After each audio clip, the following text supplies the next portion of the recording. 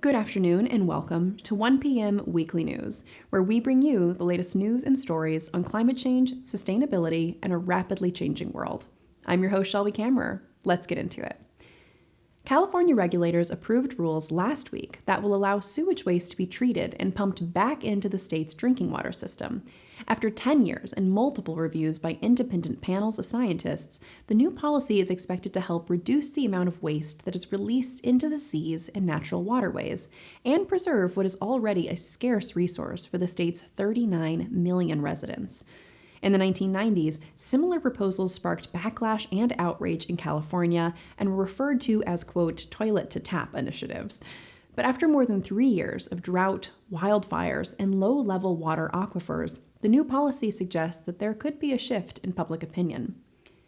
The world's largest meat packer, JBS, along with 3 smaller slaughterhouses, are being sued by the Rondônia state in western Brazil for purchasing cattle that were raised illegally in a protected part of the Amazon rainforest. Established as a protected area in 1996, this reserve has lost 77% of its forest cover to ranchers and land poachers, who have also driven out members of traditional communities there.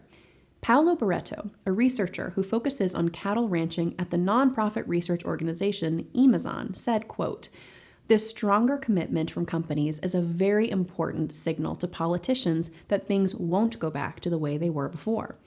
Under the administration of President Lula da Silva, deforestation rates have fallen to a 5-year low in Brazil over the last year." COP28 has ended with nearly 200 nations agreeing to transition away from fossil fuels in the energy sector by tripling renewable energy capacity and doubling the rate of energy efficiency by 2030. Though the final language does not specify the rate, scale, and pace of change, it was considered a major achievement by many experts. The new agreement also calls for transforming the global financial system to mobilize larger sums of money from both the private and public sectors. Besides the Saudis, it wasn't expected that the US and some other countries would have accepted specific targets to reduce production of oil and gas. What is expected from the agreement is that by mid-century, all the countries that signed the pledge will be on track to get to net zero emissions as a planet. The European Union passed legislation that bans the destruction of unsold clothing and ensures that products are more environmentally friendly. The Commission also looks to widen the ban to other unsold products like furniture, tires, detergents, and other items. These goods will be sold with a QR code that helps inform consumers about their purchases. Raw materials such as iron, steel, and aluminum are also expected to be regulated in the future.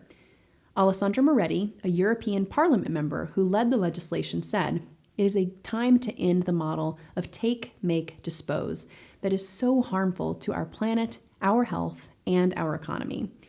New products will be designed in a way that benefits all, respects our planet, and protects our environment."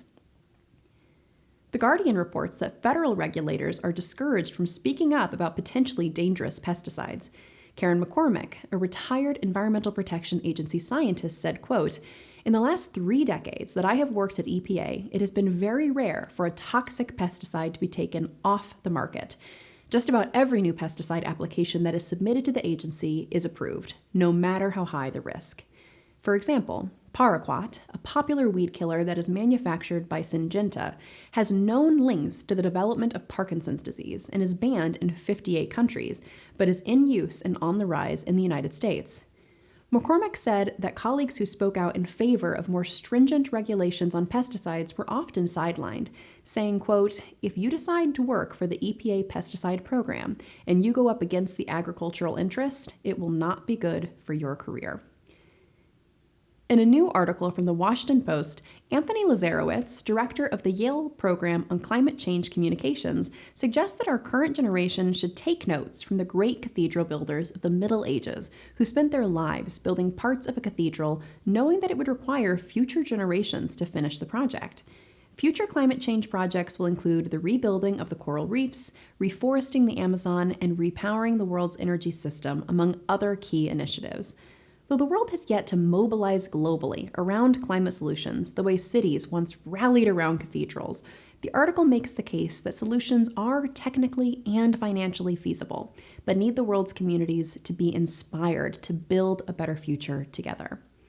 Those are the latest top-line environmental stories. Please join us again next week for a new episode of 1 p.m. Weekly News.